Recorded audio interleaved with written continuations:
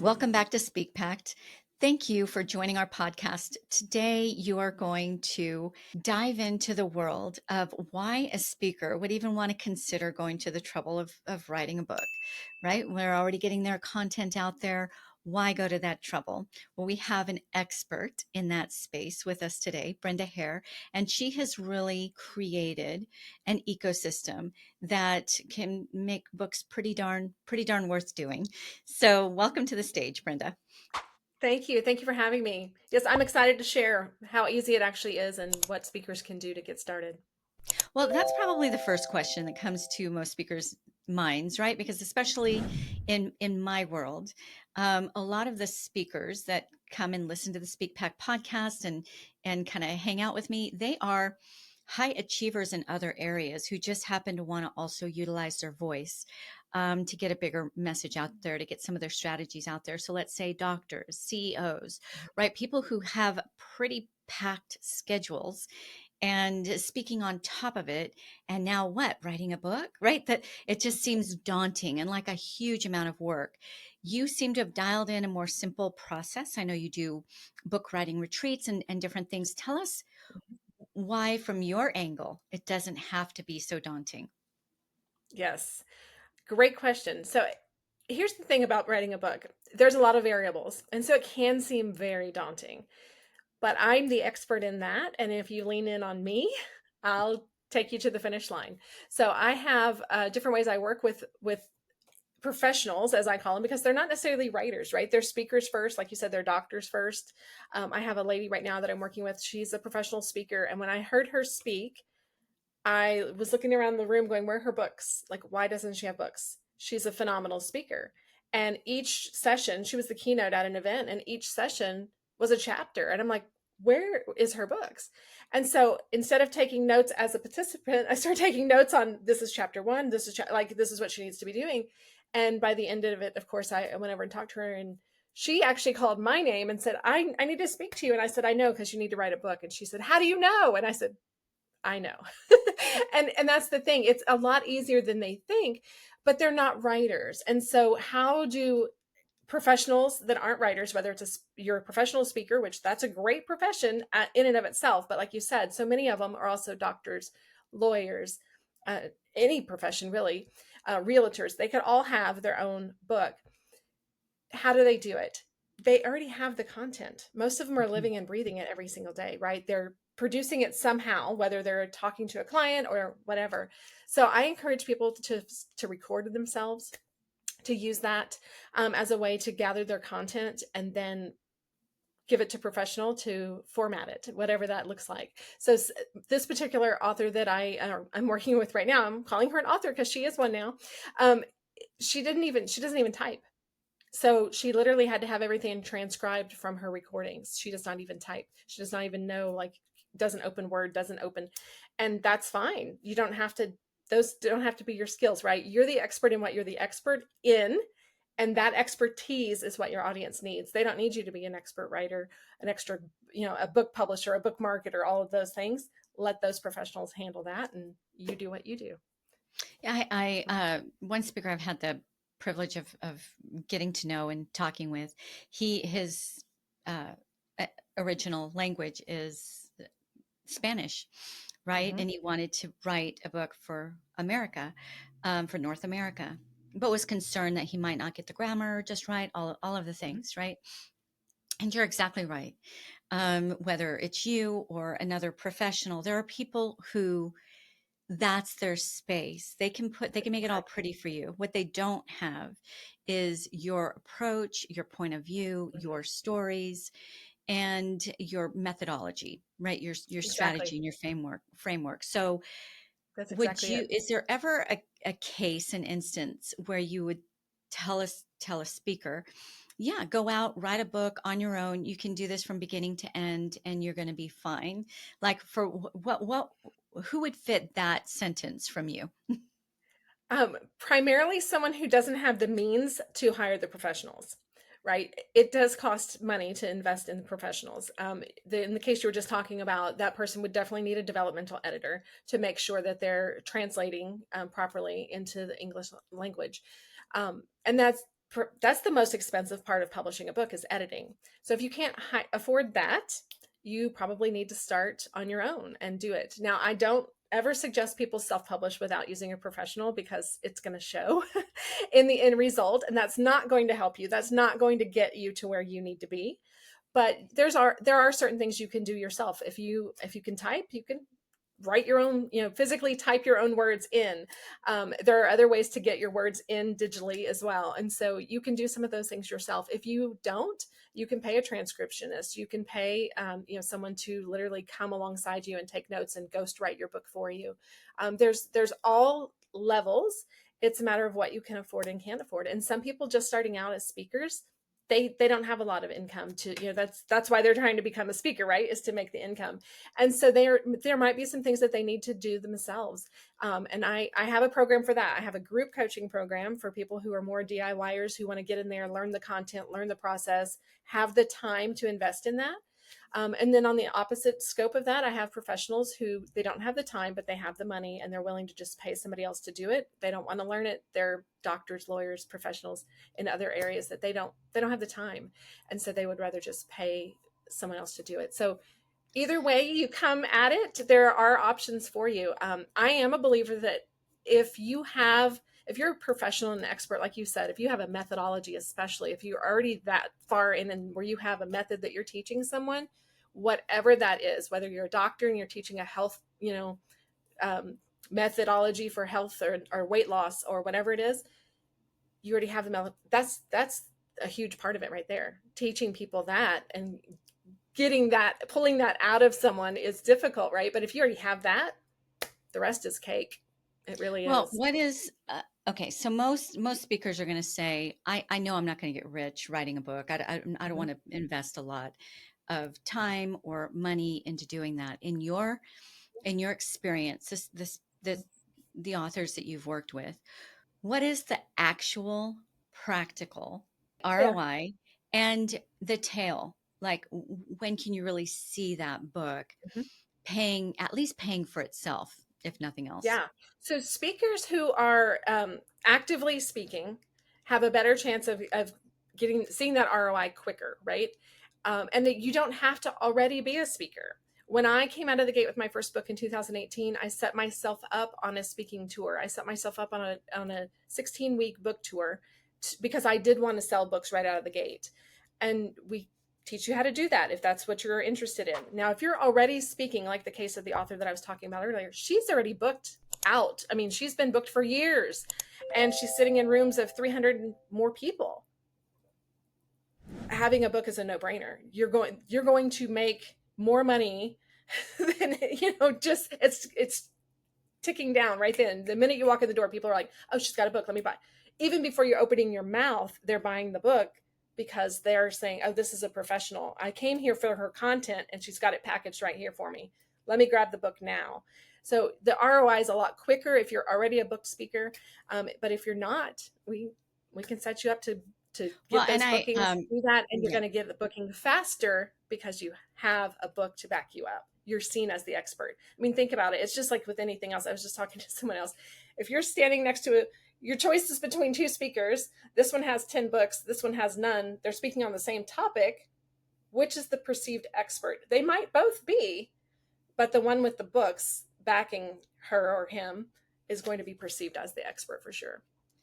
Right. So a couple things that you said. First of all, to my SpeakPact audience, we're letting you know about ways to go about adding a book to your marketing assets, to your assets. Mhm.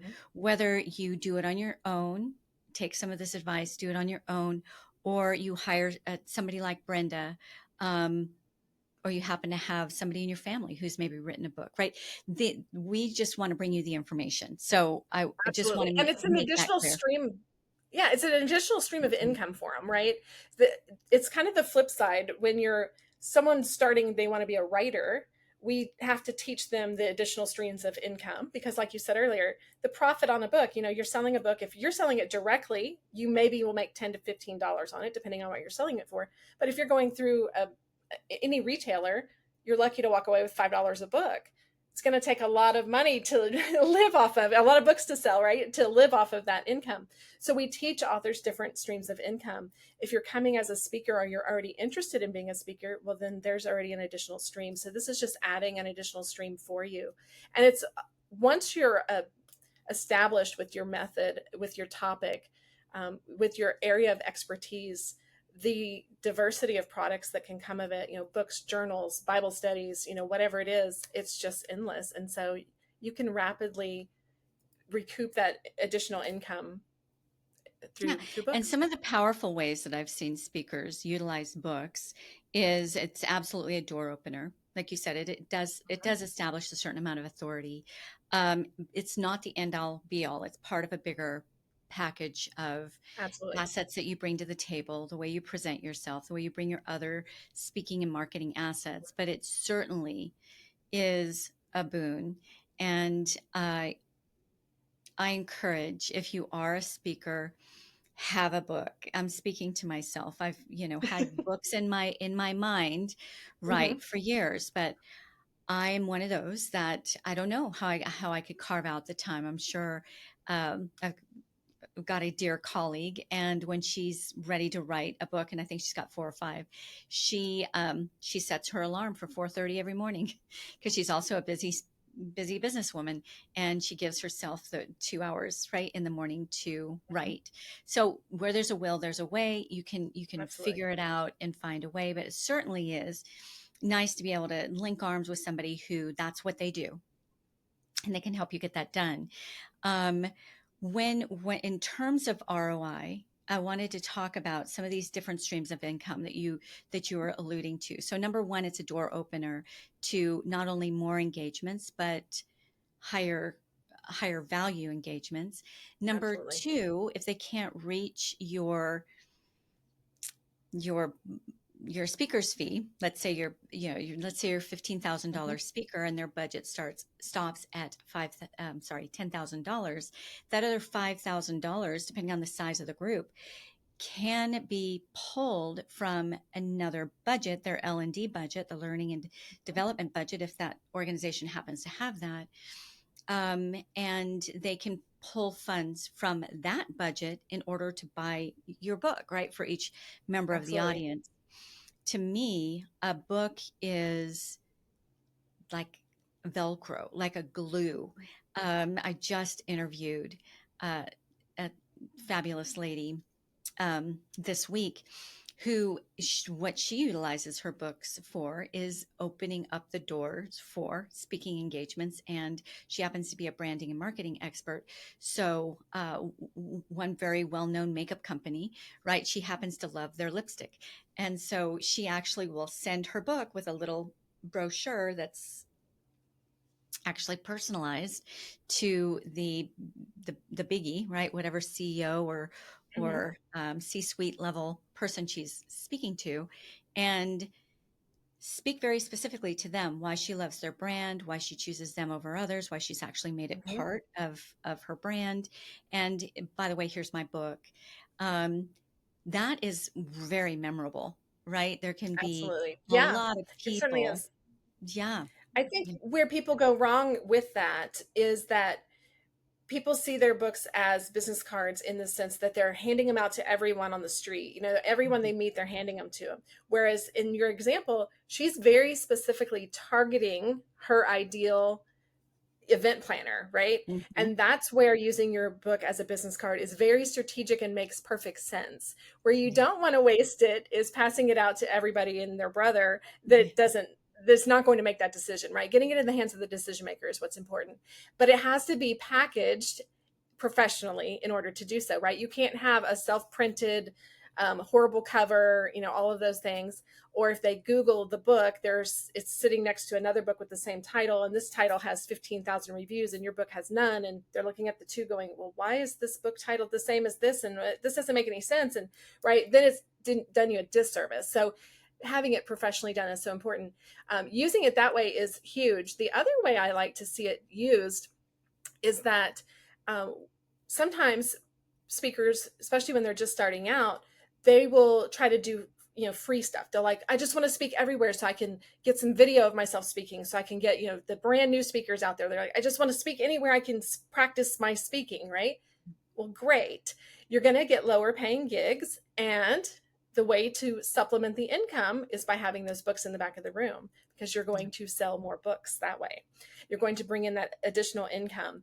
The other way is that if the events are promoting you everywhere, right? They're promoting on their socials, your socials, you're promoting this event.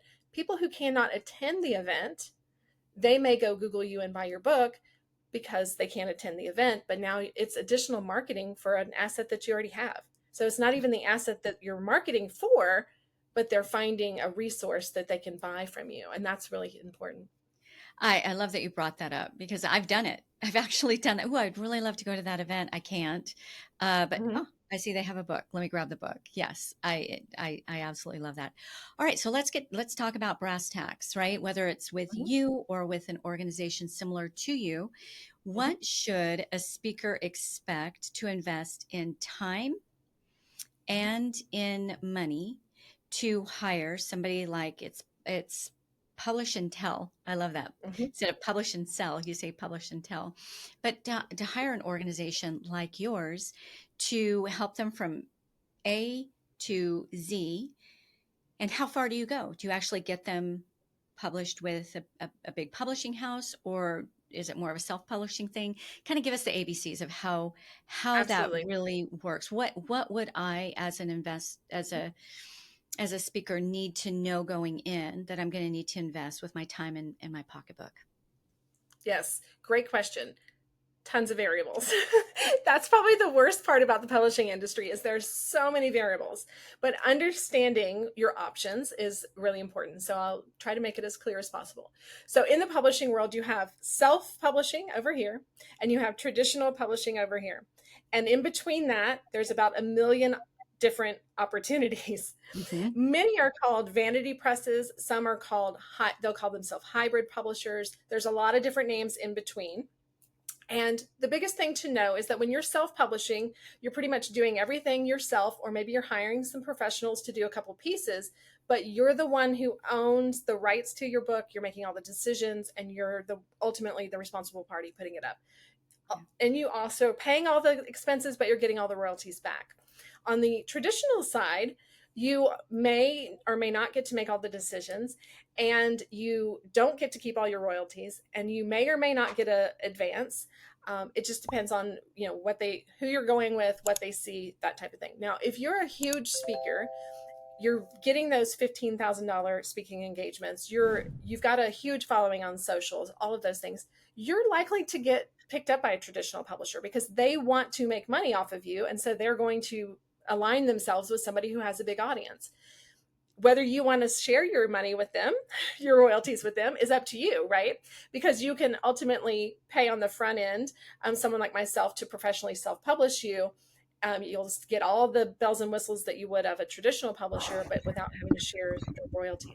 So it's kind of a decision you have to make on the front end. Do you want to wait and potentially, you know, give away royalties by going with the traditional publisher? And I say wait because you have to solicit them, you have to send letters, and sometimes you need agents. It depends on who you're going with, to get in the door. And then you risk not getting in the door, right? Because some of them won't even take a look at you.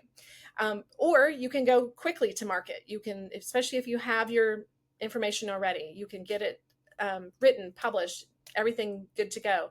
I'm working with an author right now. Her story, she's already had it written. We went to editing. You can get everything done pretty quickly. Now, I don't like to give time frames because people are like, well, I need Well, to know how before you much go time, on, how quickly. yeah, Go ahead. before you go on, Brenda, let me ask a question regarding Mhm. that piece. Sure.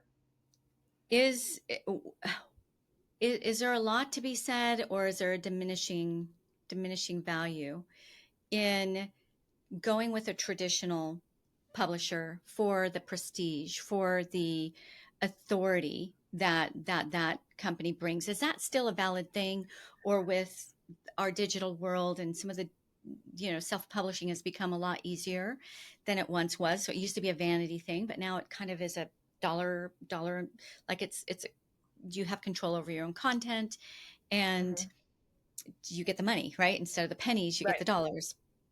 What do you say about that? What is the value of going with a traditional publishing house, as far as authority and prestige, I guess? Yes. That still is there in a lot of ways. It is when you, to the average reader, to the average audience member, it's still there.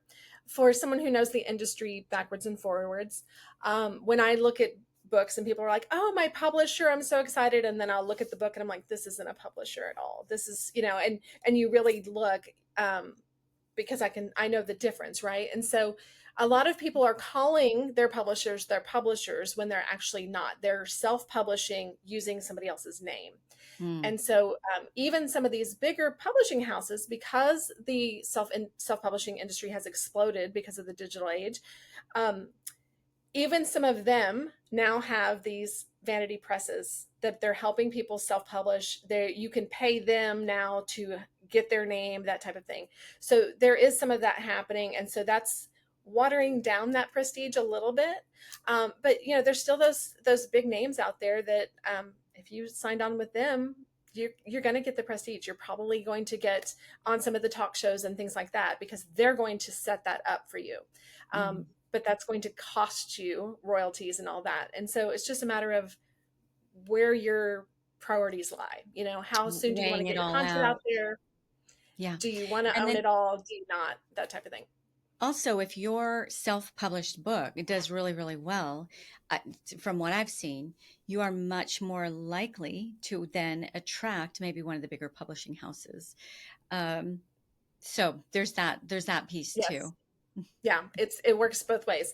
And then at that point, though, you have to decide because it's kind of like, well, I've already done all the work and sold all the books myself, so why would I go over here? But usually it's because they're dangling a really big carrot because they see your value too, and so they really want you. And so you just have to weigh that out. It's kind of in the author world we say it's selling your soul. How much is it worth to sell the rights to your baby? Because that's basically what you're doing. Love And you just that. have to decide. Okay, And and there's then nothing wrong. yeah. There's nothing wrong with either way.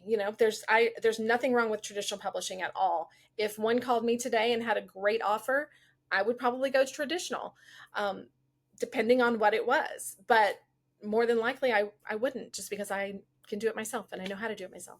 And why give them the royalties unless they had a really sweet offer? Right, But right, right. okay, so time frames. Time frames is the one that, this variable. You can publish a book today. You and I could sit down right now and write a book in an hour. We could publish this content right here as a book and be done with, have our little ebook on Amazon today. It's really that simple and quick. The quality of the book, right? Just the same as we're live right now. And so there's, hiccups and, talking over and lapses in time and all the things, right? It's the same with a book, right? If you published it quickly, there's going to be errors, there's going to be content missing, all of those things. And so the more time you take with it, the better it's going to be. The more rounds of editing you go through, the better it's going to be. But all of those things take time. And people will say, well, how much time? Well, how much time do you have to approve those edits? How much time do you have to sit down and look at those edits? So it really just depends on how much time somebody has to put into it versus the editors they're using, if their editor is available, how much time their editor's taking. I have a professional editor. She can usually get a 40,000 word book back to me, which is the average self-help type book, back to me in about 2 weeks. She gets that back to me in 2 weeks. I can then do my self edits in a day and have that book ready to go the next day. And so it's pretty quickly. On the writing side of it, again, how long does it take you to write your book? Like you said, your friend's doing it 2 hours a day every morning, right? But if you say, well, I sit down and I type, 500 words an hour, okay, you want a 50,000 word book, how many hours is it going to take you to get there? So it's really depends. There's so many variables in it. Could you have a book done in a year? Absolutely. Could you have a book done in 6 months? Absolutely. Anything outside of 6 months is really somebody who is got a lot of time, who's ready to sit down and focus, has somebody walking them through the process. 6 months is a tighter window to get it turned around. And people say, oh, but I've seen them do it. Okay, but are you ordering proof samples? And what time of year are you doing that? If you're publishing in November and you're trying to order proofs, it's going to be a while. If you're publishing, trying to get books as speakers, if you're trying to get a load of books sent to your house for your speaking gig or drop ship to your next speaking event, are they going to be there in time because you're ordering in the holiday season? So all of those variables just really play into it. And that's where hiring a coach or working with a traditional publisher who has the experience of all those variables is just really important.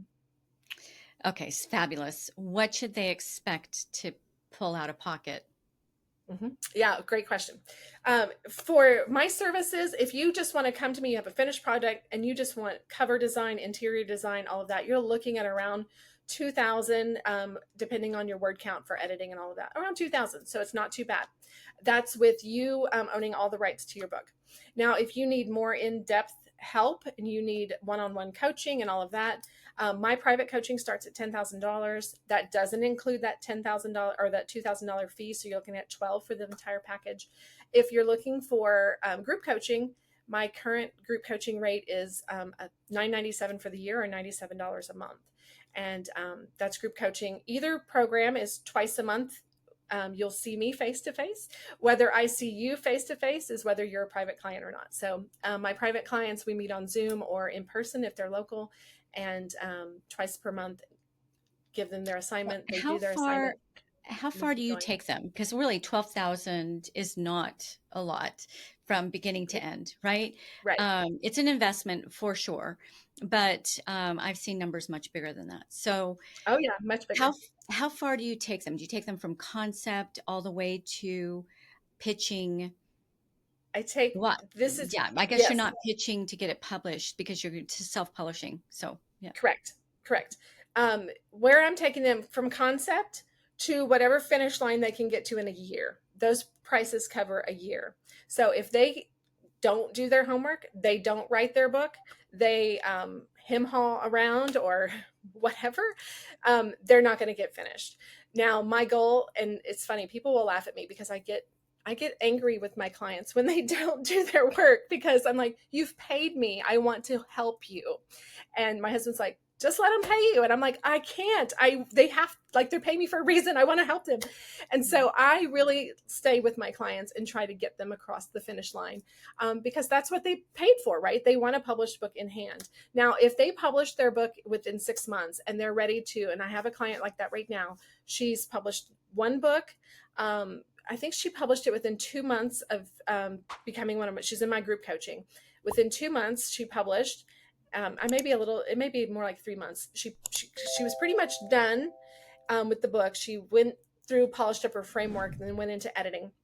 And so she published that first book. She's on book number 2, still within her year time frame. And now we're talking marketing strategies, right? We're talking book tours. We're talking how Amazon ads, all the things, right? So it's really what point you can get to in the process with what point I'm going to get you to. Now, if you're done and you're ready and you're like, okay, now I'm ready to keep working with you and I want you to help me with the book tour, I want you to help me with the marketing, then we just move into the next season, whatever that looks like for you. Yeah, fabulous. Okay, so 1 out of 10 would be authors, right, that come to you. Let's say on your 1-to-1 package, 1 out of 10, how many of those are probably going to get their book done or very close to done within a year? Oh, the one-on-ones, they'll get it done. Yeah. The one-on-ones, yeah, they'll get it done. As long as, when they come in, we talk pretty seriously about the commitment because it is an investment. And like you said, I've seen much bigger packages. I have offered much bigger packages when I worked for a different publishing company, up to 10 times that amount. I've signed packages for $150,000 before. So there are definitely other packages out there and available. And a lot of the different services you see out there are anywhere in that range, usually 5 to 10,000 or more. But the one-on-one clients, I really work with them in the beginning to talk to them about their time frames, to be realistic about what's going on in their life. Even from week to week when we're meeting, I say, okay, what's going on in the next 2 weeks before we meet again? Are you traveling? Are you speaking? Are you, is there a wedding? Whatever it is, so that I'm giving them homework that they can actually get done for when we meet again. And then I keep in a document for them from every time we meet, what we discussed and what their homework is. So they never have to figure it out. They just go there, they look, okay, this is what I got to get done before I meet with her. And some of them are doing it the night before. One of my clients, the last time I was on with her husband was doing the homework while he was sitting next to her.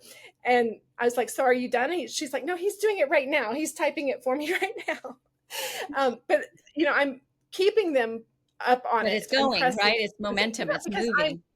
yeah, I'm a tough coach. You hired me to be your coach. You didn't hire me to be your sister or your bestie. You hired me to be your coach. Do you want to cross the finish line and win the race, or do you want to, lose? And I just don't want you to lose. So I'm going Yeah, to I do love my that. And best. I would assume that you don't necessarily want to spend that year with somebody and not see the book, right? You're going to spend a year Right. with someone. So give me the numbers for a group program, like at 1 out of 10 that invest in the much lower cost group Yeah. program. How many of them actually cross the finish line within a year, or at least get really Probably. close to crossing it? Mhm. Oh gosh, that's a great question. Probably 40%. Okay, Four out fair. of 10. Yeah. Yeah, And yeah. it's not, obviously it's not on my part, right? Because I'm showing up every week with or without them. I'm showing up on a coaching call twice a month. I'm answering questions anytime in the group. It's just a matter of some of them I have, and they'll renew for the next year, and they'll renew for the next year, and I'm like, what are you doing? Come on, let's write this book. And it's like I appreciate your money, but why are you giving it to me if you're not going to write the book? And it's almost like they don't want to let go of the dream, so they just keep Yeah. holding on to it by paying, which is great, for my checking account, but not so great for my referral business or anything. Right. I'm And like, so that you can if say, look, if I this, get them to cross the finish line, yeah. um, but some people, they've got family crisis, they've got this going on, they've got that going on, and they signed on to a dream. They didn't sign on to the action behind the dream. And so I So would say tell, that let's that's talk a lot about of. that, Brenda. Do is do you see that the authors with a really clear why, like a really clear who they're going to bring the transformation to, why they're doing it, versus I'd really like to have a book behind my name, right? That just feels like that's a dream. Do you Yeah. do you see a through line between those Oh, who really absolutely. do take the action and get it done? What are Night the and day difference. qualities of that person? Yeah, What do they usually have? absolutely. Oh, what a great question. Um, I think that the person who is the expert, they see themselves as the expert already. That's half the battle in writing a book, is overcoming the hurdle. Even the author that I was speaking of earlier, who's a fantastic speaker, she'll tell me, I just don't think I can do this. And I'm Ah, like, you don't have to, you are an expert speaker. You let me be the expert book publisher. All I need are your words. Give me your words.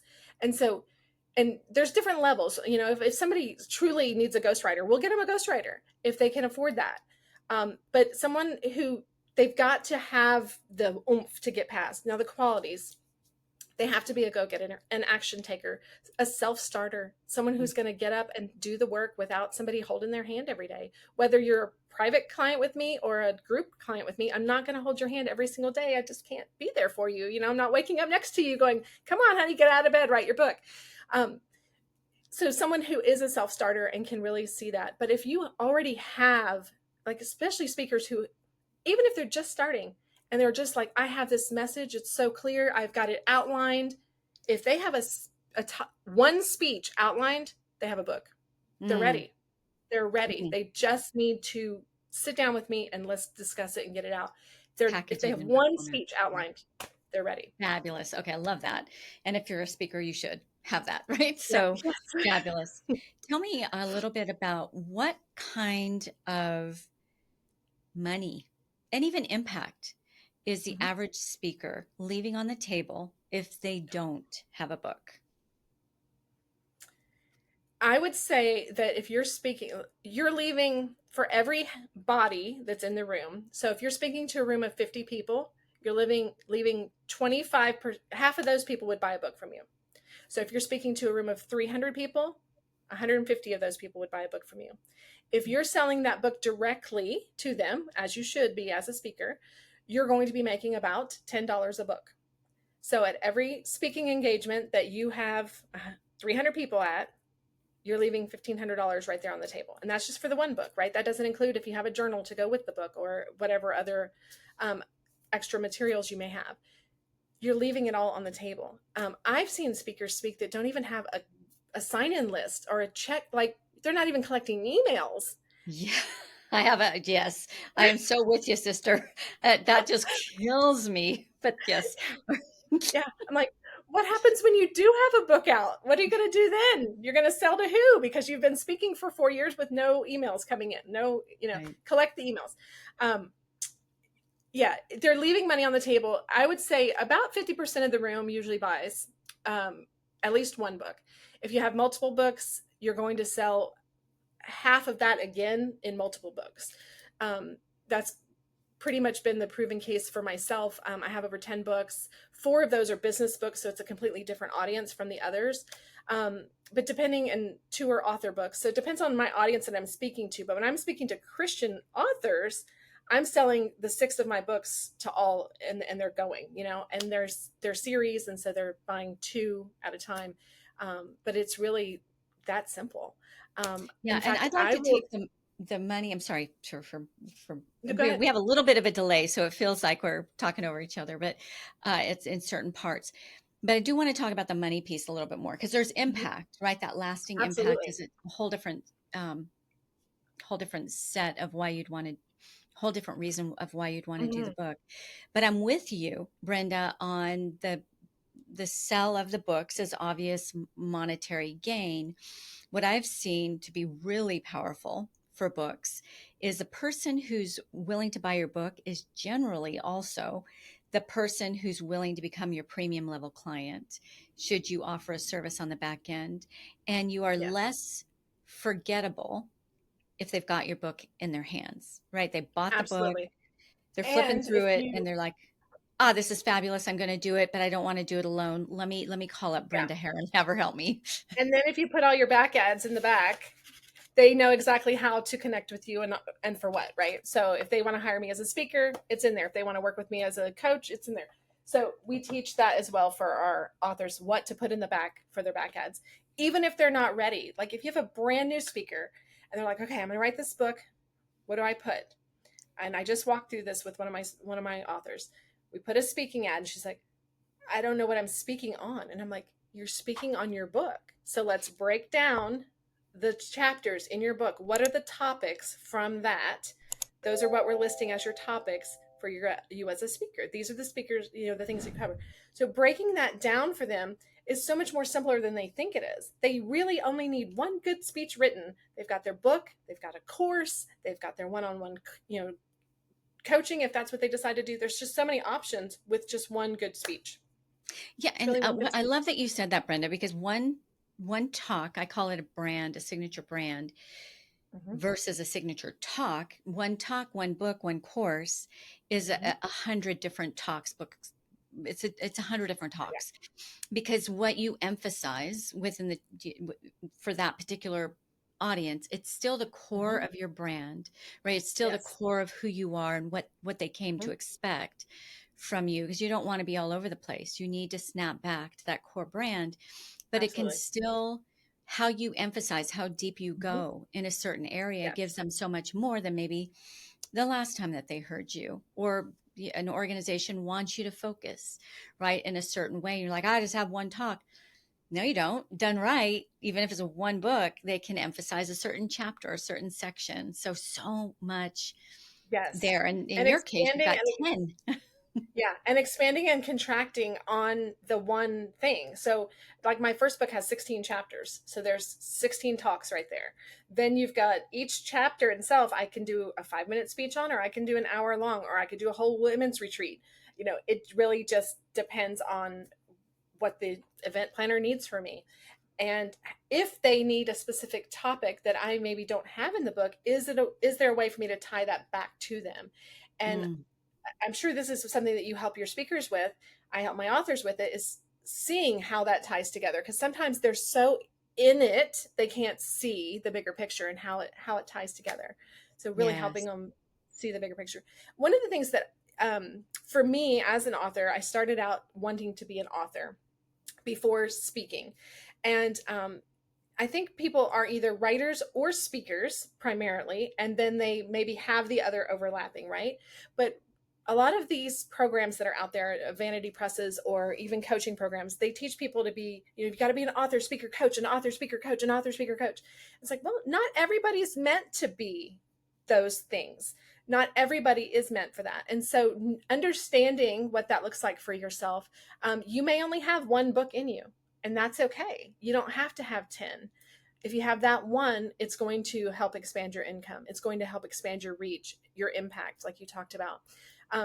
If you maybe you're not a coach, maybe you don't want to be tied down to your seat where you're having to do that. Maybe you want to travel, or maybe you don't want to travel and you'd rather be coaching behind a computer screen than being a speaker on a stage somewhere.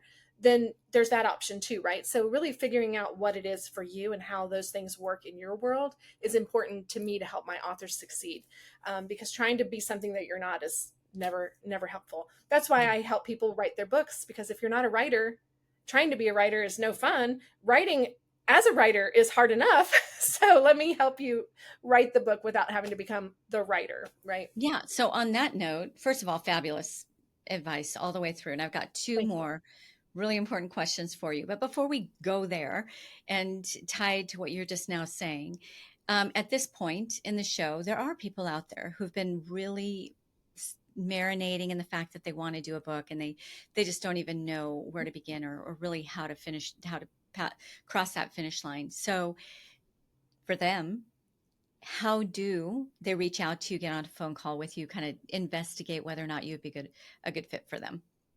Sure. They can reach out to me either at brendahare.com, which is my name, Brenda Hare, hair like the hair on your head, but with an E on the end. Um, brendahare.com or publishandtell.com, either one. And send me an email. Let's schedule a time and figure out if which route works for you, if any, and really what's feasible for you.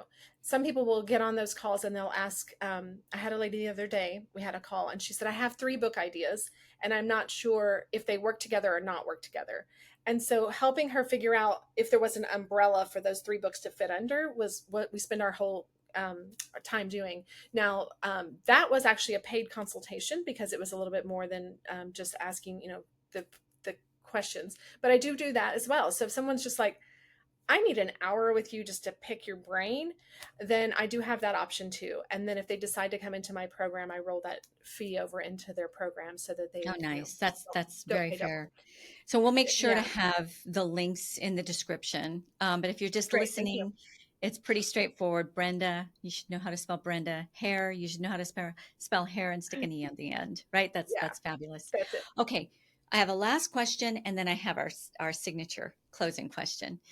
What should, before embarking on this year with you or with somebody, what should a speaker already have in place to embark on trying to get a book done within the year? What should they rely on themselves for, and what should they Mhm. lean on professionals for? Time. Time is what they need, right? They need time. If you don't have time to breathe, you don't have time to write a book, right? So people are like, "Oh, I'm so busy, I don't have time." If you have time to watch television at night, you have time to write a book.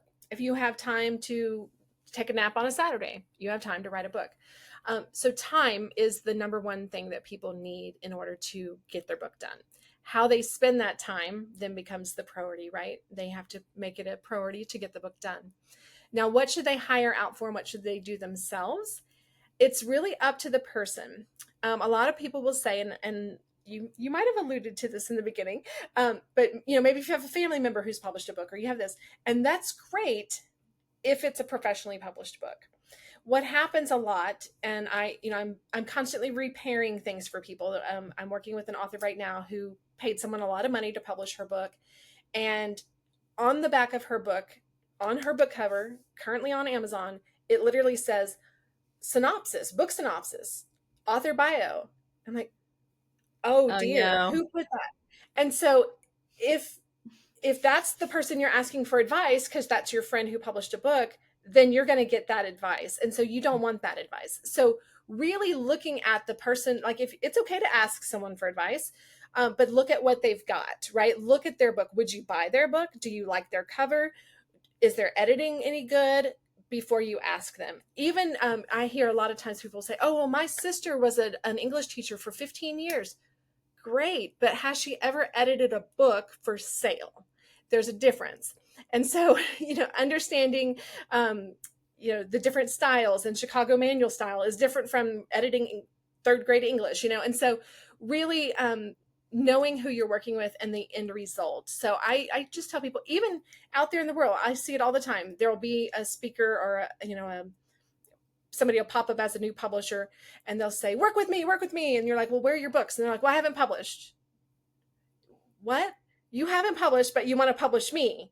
You go first. How about that? And I see it all the time. Wow. I'm part of all these different writer groups, and it'll pop up all the time. Somebody said the other day, what should I offer my clients? I'm going to become a publisher.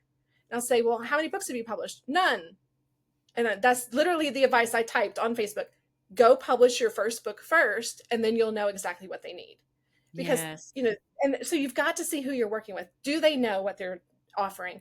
Whether you're paying me or somebody, $15,000 or more, go look at their work. Do you like their work? Would you buy their books? Are they edited? All of those things. Just take a look at it. And a lot of times people don't even know what to look for. And so just be aware of what you're getting yourself into. Yeah. Well, and Did that answer linking that up, question? I think I went a little. you did. No, that was fabulous. And linking up with somebody who has published, Mhm. and somebody like you who's published 10 books of their own, and how many countless for other people, you know what to look for. Somebody who has never published before, they don't know what they don't know, right? Until they've Right. gotten down the road and made some oftentimes very expensive mistakes, or just a colossal waste of time, which in itself Yes. is very expensive. So I love what you brought to the table. Okay, signature Thank question, you. which might align with some of the things you've already said, but we are here to make a pact with the Speak Pact audience on making the greatest impact that they can with their message and what they bring to the table. What is something tactical that the average of us busy professionals can do that will begin moving the needle in helping us prepare, getting ready to really go that next step with getting a book published?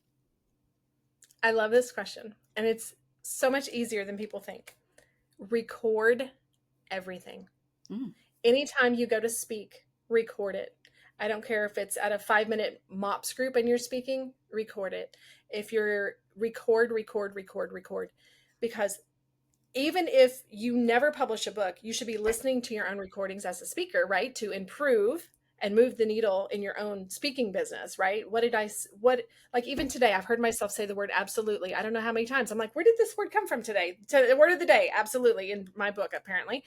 But if that may be something that you do, right? When you're speaking, you're using the same word over and over. And if you're not recording yourself and listening to yourself back, you'll never know, right? Because the average audience is not going to give you that feedback.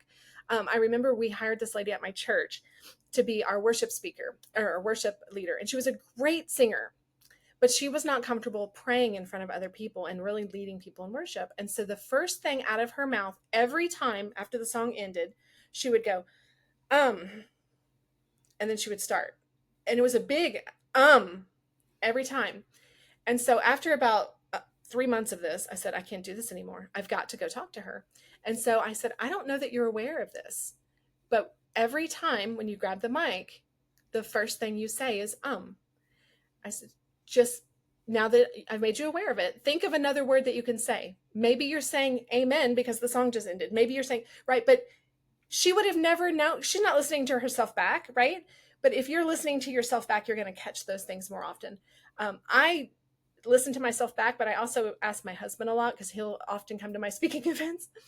And I know one of my faults is like I pause, and when I open, I make the smacking sound. So I know this about myself, and so I try not to do it. But you would never know that unless you recorded it, right? But in the book world, if you're recording all your speeches, the book's done. We just got to mm. put it in the right order. And you don't have to transcribe it necessarily. We can either use a AI service, you can pay somebody, whatever, but It's there. So record, record, record. Ah, I love that. I love that you said that because I cared for my mom for about 7 years for final chapter of life here on earth. And she was hilarious. So hilarious Italian woman who was just, you couldn't even make up some of the things, right? And I wanted to write a movie for her. Um, you're making me say, but in the kind of feel of the original, big fat Greek wedding, but no time, all the things, the timing isn't right in my life. So I just began just turning on the recording and say, Mom, tell me about, just tell me the stories. And then when she would do quirky, funny things, I would speak into a recording. So I have all of that. I don't know when or if I'll ever get to it. I hope so, because it really would make a fabulous movie. Pairing the beauty of a person's personality with the sadness, that comes with some of the things that she was going through cognitively and with her world. I think it could really have an amazing message. However, the timing wasn't right for me right there. And I'm glad I did something right with regards to getting her story out there in a way that could really help other people. And that was recording. Yeah, Just and one thing. even Oh, if go you ahead. do nothing else with it, you now have it for your family and your children and Yes. their children and their children. Yeah, and impact. Sometimes when we get kind of blindfolded, right? Because we're authors, we're spending money on getting these books done, and now we got to go make money, right? We got to get that ROI. But when we start getting the other kind of return, and we start getting that impact, those emails in the even for my writers retreat box, I offer a writers retreat box subscription box service for Christian women authors. So if you're a Christian woman and you can't get away to a book retreat but you want one in your home, that's the gift for you. And I'll get the feedback and the people will say, this brand new one just went out to a first time subscriber last month, and she said, this is exactly the message. There's a devotional in it that the whole box is themed around. And she said, this is exactly the message that I needed right now. And Mm. just that, hello. Wouldn't you like to hear that about your message? You got to get your message out there, right? So we just got to get them out there. That's the impact. You're really changing lives. Books change people's lives. Yes, it does. And the people who are seeking out, who are willing to read the book, they're seeking out the answers. Yes. So they're the Yes. people, right, that you're writing it for. One thing I will say, if you're recording, taking notes, have one place for all of that to go to, whether it's Dropbox, Google Drive, Evernote. Is Evernote in that family? But anyway, that's the one thing that I wish I would have thought I to do in the very beginning. I did later. Trello is another one. I think that would be fabulous. But make sure it's all in one place so that when you do get ready to do the thing, you don't have the excuse of, I got to go find all the pieces that I put together over the year. But I love that That's piece of great advice, advice. Brenda, that just record, start. That's the first part in making it real. You're intending to write the book, so you're taking some action to do that. And we can all do that. We all carry a recorder, all of us do, in our Mhm. pocket, right, every single day. Every day. So this is so actionable, and that was a brilliant mandate that you gave everybody. Thank you. Thank you. Yeah, I do it myself. I do it on, especially on road trips when I'm in the car for 5 hours by myself. I'm recording chapters. It may not be the same book. It's whatever thought and then whatever thought. And I just label it. This is for this book. And then this is for this book. And I'm just recording away. Hence, Yeah. you are still fairly young and you have 10 books under your belt, right? Yeah. But I have more. I saw a shirt today. It said, I have more on my to be read list than I do days left or something like that, like years left. And I said, or my to be written list. I have more books on my to be written list than I have years left of my life. So I need to be writing more. Well, thank you for bringing all of this beautiful, these strategies, these ideas, hopefully spurred those of us who are listening, who have just been marinating in the fact that it'd be good to have a book. If you're a speaker, I recommend it. I'm recommending it for myself. And the real with services like Brenda's, and just with the resources we have in this day and time, right? We're not plucking it out on a typewriter these days. There really is, if you want to get it done, you can get it done. right? It's, do you choose Absolutely. No excuse. Netflix or do you choose getting up early? Do you do, right? What are you going to do to get it done? Mhm. And for speakers, it's a door opener, it's a extra revenue generator, and it keeps you top of mind, all ticking all those boxes that Brenda brought up Mhm. along the way. So fabulous. Thank you for being with us today, Brenda. Thank you. It was my Incredible time. pleasure. All Thank you. right. And for our Speak Packed audience, ciao, ciao for now.